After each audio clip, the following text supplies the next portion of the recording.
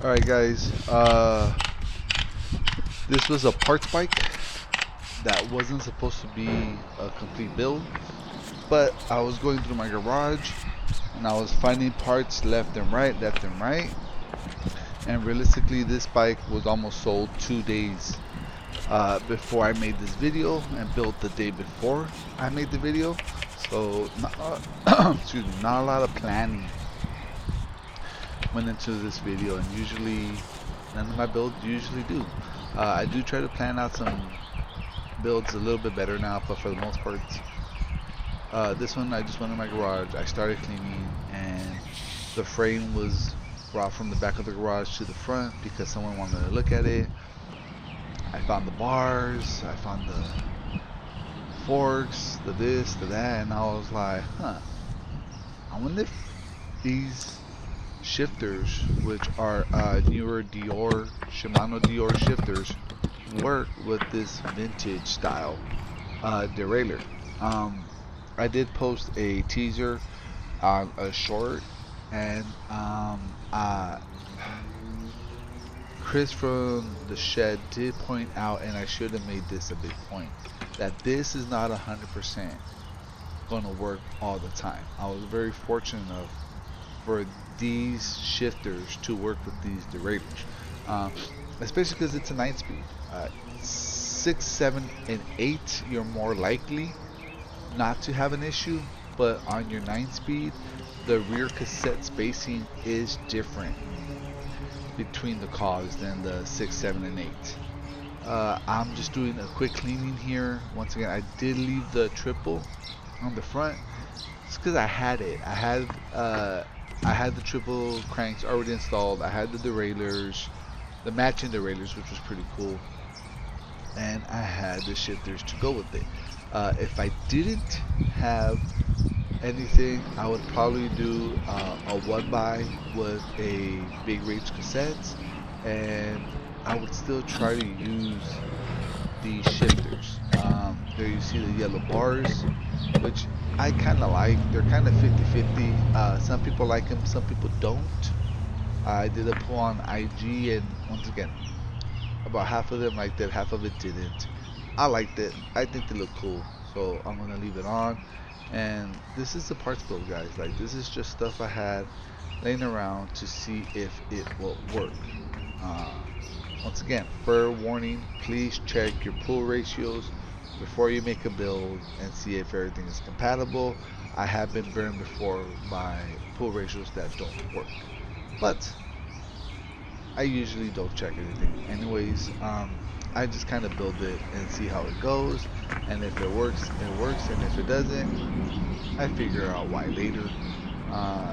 This setup just worked, and I was happy because I like the way the vintage drivetrains look. There you see the newer style shifters, and some people will tell you that you need a newer drivetrain, and I think they just need a newer range, cassette range, and you can still use vintage derailleurs and vintage cranks by changing the cassette to a ride range and do it a 1x on the front without losing that vintage look that I frequently enjoy a lot.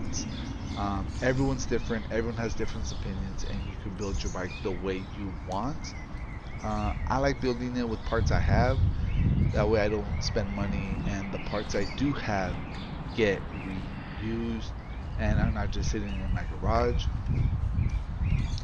This is just me doing a quick clean down on the bike. Once again, if I would have known it was going to be a complete build, I would have done a better job cleaning when it was apart. But didn't know that, so didn't do it. So now I'm just doing a wipe down on what I have. Right here I am talking to my wife. Why so long? There she is, and she's telling me that I could have the coffee if I want to, because she doesn't want any more coffee, so that made me happy. And you see me here playing with the rear, and for the most part it was 90% there. I do some adjustments. I do miss the B with the B limiter screw, with the limit screws and the B limiter. on this particular build, but for the most part, very little issues with it. Once again, completely surprised that this worked for me because of the spacing between the cogs on the 9 speed are different than the 7 and 8, which is most likely to work, but obviously don't do what I do and just throw it together and, you know, kind of pray and hope that it works. But I got lucky. I've been burned before by pull ratios from shifters and derailleurs, but you know, at this point I'm just like, screw it. I had sparks and I had an afternoon to kill, so I'm just glad it worked. And then yeah, let me know what you guys think about those yellow bars in the comments, and if I should update the drivetrain or just kind of put a wider range cassette. This bike will be going up for sale, so if you're interested, hit me up on my IG or on my offer for it. And that's pretty much it. Here's a walkthrough coming up. All right, we're gonna do a bike check on this one. Start off with the Dior cranks. Follow with some old school rat trap pedals or bear trap pedals. And this is a triple 1, 2, 3 with a front Shimano top pull derailleur, not a bottom pull. This is, everything here runs on top. You can see right here, all 3 cables run on top, which is kind of cool. It means it's meant to get really muddy, and all the mud that comes on the bottom won't interfere with your shifting or your braking, which is pretty cool. Where we got, I'm gonna follow it to a 9 speed 1, 2, 3, 4, 5, 6, 7, 8, 9 speed Shimano cassettes. And you saw that shift with a Shimano Dior DX. Now this is a cool part where I think it's cool in the ways where a vintage derailleur could handle a 9 speed. So if you have a vintage bike and you just want to add more speeds, that should do it. And if you want to add a wider range of speed, go ahead and get one of these guys right here. This is a derailleur extender available on my Instagram for like $5 plus shipping, and then you'll be able to run a bigger cog in the back, or bigger cassette in the back. But because I have that little granite gear, this guy should be fine. We're gonna go with the Shimano hub laced to Bontrager wheels, and the back is wrapped with the Qingxing tire, if I'm not mistaken. Just is it yeah, Qingxing regular tire, nothing fancy about it. The rear caliper, I'm sorry, the rear brakes are V brakes, and they're caliper brakes, I'm sorry, they're cantilever brakes. All right, so the rears are cantilever brakes. And once again, you see the top derailleur cable running on top. That's for it doesn't run on the bottom and get all nice and muddy when you go off-roading. So that's a cool feature that this particular bike has. Regular stem, I'm sorry, regular seat post, regular seat clamp, no name seat. Here's the DiamondBack Ape with the, you know, 80s 90s paint job, splatter paint job, red and black. I think it looks great. The handlebars is where I went a little crazy. This is a parts build, so this is what I had, so this is what I threw on it. I kind of like the yellow. I don't know, I did a poll on Instagram and people were like 50-50 on it, but I like it. I did end up using the wake stem that I was going to use on my niece's GT, which I'll do a video on that because the video I made wasn't any good, so I didn't post it. For shifters, I got the Dior 3x9s. There you go.